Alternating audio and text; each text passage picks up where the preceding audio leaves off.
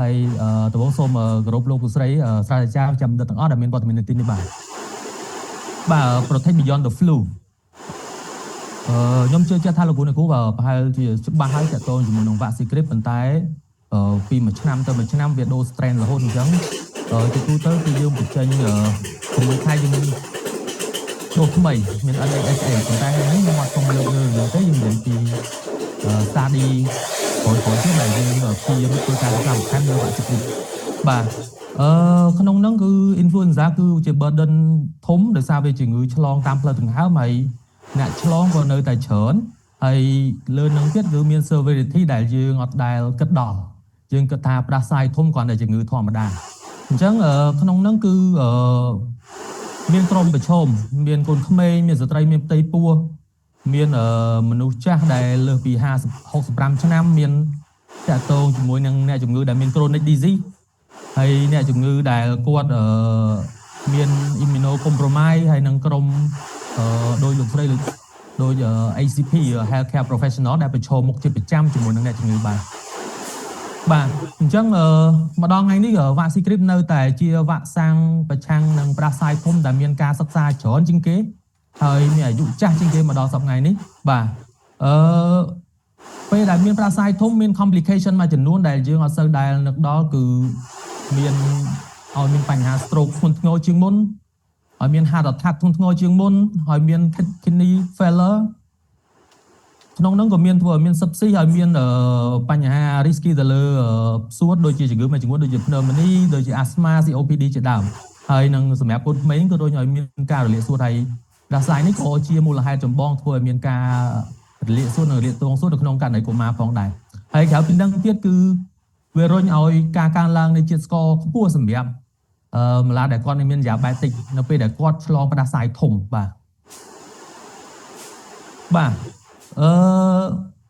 មិនគ្រាន់តែថាវាមាន complication អញ្ចឹងឬក៏ចង់បន្លាចអ្នកជំងឺដើម្បីឲ្យទៅចាក់វ៉ាក់សាំងហ្នឹងទេប៉ុន្តែមាន study បង្ហាញថាពេលដែលមានផ្ដាសាយធំហើយវាមាន complication អញ្ចឹងមែនបាទមានអញ្ចឹងមែនហើយវាមាន clinical data វាមាន hospital data ដែលបញ្ជាក់ថាពេលដែលឆ្លងផ្ដាសាយធំហើយអាចមាន risky ទៅរកការសម្រាប់ពេទ្យអញ្ចឹងមែនបាទអញ្ចឹងនៅទីនេះគឺយើងមិនមែនគ្រាន់តែ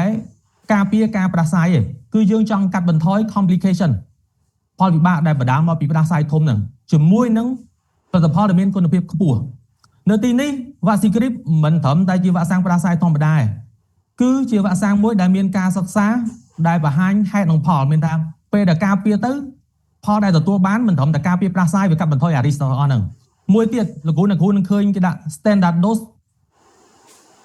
as minimum comparator មានន័យថាមកដល់បច្ចុប្បន្នហ្នឹងបើសិនជាមានក្រុមហ៊ុនណាដែលគាត់ចង់សិក្សាលើវ៉ាក់សាំងផ្ដាសាយ vaccine grippe នៅតែដើរតួជា comparator goal មានន័យថាត្រូវតែមាន standard ប្រហែលជាមួយនឹង vaccine grippe ទើបឆ្នាំហ្នឹងអាចទទួលស្គាល់ដល់ WHO ឬក៏ pre-qualification បាទហើយសម្រាប់ដែលខ្ញុំបញ្ជាក់ខាងដើមគឺមិនត្រឹមតែមានការសិក្សានៅអឺរ៉ុបទេគឺគាត់សិក្សាគ្រប់កន្លែងមានន័យថាទាំងអឺរ៉ុបទាំងអាស៊ីហើយនឹងអាហ្វ្រិកដែរដើម្បី make sure ថាវ៉ាក់សាំងផ្ដាសាយហ្នឹងអាចចាក់ទៅការពារបានគ្រប់គ្នាពិតមែនបាទបច្ចុប្បន្នហ្នឹងមាន side effect មាន adverse reaction ប៉ុន្តែខ្ទង់ប្រហែលជា 10% ទេដែលមានហើមឬក៏មានកទួលក្រហមឬក៏ឈឺចាប់នៅកន្លែងចាក់ហ្នឹងប៉ុន្តែមានតិចតួចទេហើយវានឹងបាត់ទៅវិញក្នុងរយៈពេល 2-3 ថ្ងៃបាទកន្លែងនេះខ្ញុំសូមបញ្ជាក់បន្ថែមតកតងជាមួយនឹងការសិក្សានេះគឺសិក្សាទៅលើក្មេង 5806 នាក់ហ្នឹងគឺបានបង្ហាញថាទោះបីគាត់ចាក់គាត់ឆ្លងផ្ដាសាយមានគាត់ចាក់វ៉ាក់ស៊ីគ្រីបហើយគាត់ឆ្លងផ្ដាសាយហើយវាមិនមែនជា strain ហ្នឹងមានន័យថាគាត់ឆ្លងគាត់ចាក់ flu A flu B ប៉ុន្តែវាឆ្លង strain ផ្សេងវាឆ្លងប្រភេទផ្សេងក្រុមផ្សេងនៅក្នុងក្រុមផ្ដាសាយនោះដែរក៏ការពារបានរហូតដល់ 52% ដែរមានន័យថាចាក់ strain ហ្នឹងហើយអាផ្សេងឆ្លងក៏នៅតែការពារបានដែរបាទហើយមួយទៀតបើ strain ហ្នឹងដូចគ្នាគាត់ការពារបានរហូតដល់ 69% បាទមួយទៀតគឺកាត់បន្ថយទៅលើ complication ហ្នឹងមានន័យថាកាត់បន្ថយទៅលើ severity មានភាពធ្ងន់ធ្ងរហ្នឹងគឺបើសិនជា cost strain នេះគាត់ការពារបានរហូតដល់ 57% ហើយបើត្រូវ strain នេះគឺ កាត់បន្ថយអា severity បានរហូតដល់ 72%អញ្ចឹងកន្លែងហ្នឹងសូមបញ្ជាក់ឡើងវិញថាបើទោះជាចាក់ vaccine grippe ហើយប្រភេទ strain ផ្ដាសាយផ្សេងឆ្លងក៏នៅតែការពារបានលើសពី 50% ដែរបាទឡើយនេះបញ្ជាក់បន្ថែមទាក់ទងជាមួយនឹង complication ផ្សេងៗដែលបន្ទាប់ពីគាត់ឆ្លងផ្ដាសាយហើយវាជួយកាត់បន្ថយបានក្នុងនោះបើសិនជាគាត់បានចាក់ vaccine grippe ហើយមានន័យថាគាត់កាត់បន្ថយ risk ទៅលើ otitis media បាន69%ទៅលើអាលៀកសួតបានរហូតដល់ 78%កាត់បន្ថយការគាត់ត្រូវមកវិទ្យាពេទ្យនោះបានដល់ 59% កាត់បន្ថយភាពរវល់ផងអីហើយគាត់បានរហូតដល់ 70% បាទអញ្ចឹងអាទាំងអស់ហ្នឹងហើយដែលចង់បង្ហាញពីលោកថាស្បត់តែអាស្រ័យធំវាមិនមែនវាគឺខ្លួនដែលនាំឲ្យស្លាប់ច្រើនឬក៏មាន complication ច្រើនប៉ុន្តែក្រៅតែពី complication ខ្លួនអស់ហ្នឹងវាកាត់បន្ថយអាភាពរវល់ហ្នឹងចំណាយផ្សេងហ្នឹងឧទាហរណ៍ថាលោកគ្រូគឺប្រើផ្សាយធំត្រូវសម្រាប់នៅផ្ទះ 5-6 ថ្ងៃបាទប៉ុន្តែបើលោកគ្រូមាន protection ហ្នឹងមានន័យថាគ្រាន់តែវាសម្បោអីតិចតួចអត់ខ្លួនធ្ងរដល់សម្រាប់ទេហើយសម្រាប់ដល់ពេលដែលលោកគ្រូចាក់ហ្នឹងគឺមានន័យថាយើងអត់ខាតពេលក្នុងការធ្វើការទេបាទមួយទៀតវ៉ាក់ស៊ីនគ្រីបគឺជាវ៉ាក់សាំងតែមួយគត់ដែលចាប់ផ្ដើមសិក្សាមានការសិក្សាលើកូនក្មេងហើយនឹងស្ត្រីមានផ្ទៃពោះច្រើនមែនតើមកដល់សប្តាហ៍ថ្ងៃហ្នឹងក្នុង data ឃើញ03ប្រទេសលោកគ្រូឃើញមានអ្នកចូលរួម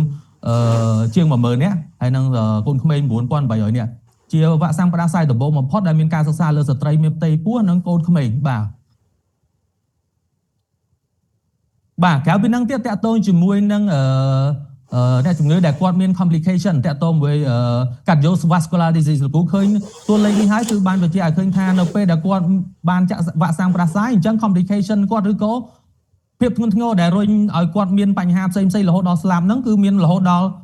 41% លោកគ្រូឃើញ data នៅខាងឆ្វេងដៃអញ្ចឹងអានេះជា data មួយដែលបញ្ជាក់ថាវ៉ាក់សាំងផ្ដាសាយឬក៏វ៉ាក់ស៊ីគ្រីបអាចជួយកាត់បន្ថយ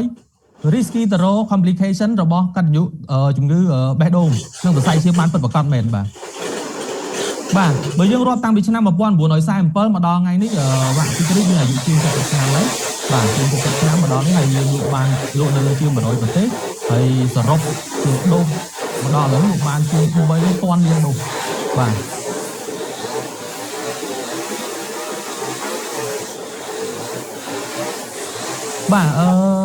ចុះមិនយើងចោទពីសំណួរថា why គឺវ៉ាក់ស៊ីគ្រីបបាទ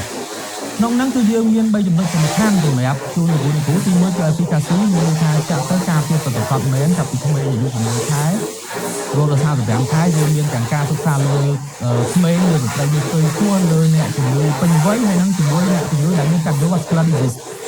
ក្រៅពីហ្នឹងទៀតគឺមាន safety profile មានន័យថាយើងបានមានការសិក្សាច្រើនបញ្ជាក់ថាចាក់ទៅគឺមាន safety មានសុវត្ថិភាពមែនទែន